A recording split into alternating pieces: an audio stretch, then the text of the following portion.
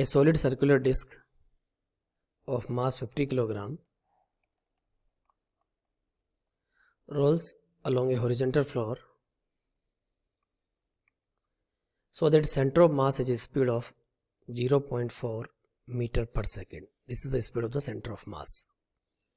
The absolute value of the work done on the disc to stop it. Finally इसको आपको rest पे लेके आना है.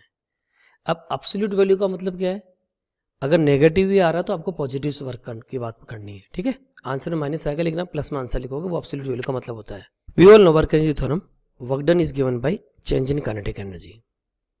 सो work done equal to final kinetic energy minus initial kinetic energy. Finally तो zero होना ही, stop कर रहे हो. इनिशियल काइनेटिक एनर्जी कौन कौन से होगी? Translational kinetic energy as well as the rotational kinetic energy.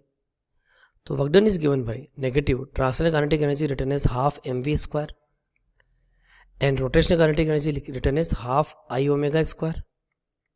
Next step, W equal to minus half mv square plus half moment of inertia of the solid disk that is given by I equal to half mr square. और omega क्या होता है आपका v by r, because v equal to r omega. तो omega square क्या हो गया? v square by r square. r square से r स्क्वायर कैंसिल. तो finally w equal to minus half mv square plus 1 by 2 1 by 2 1 by 4 mv square means we will say w equal to minus 3 by 4 mv square. So w equal to minus 3 by 4.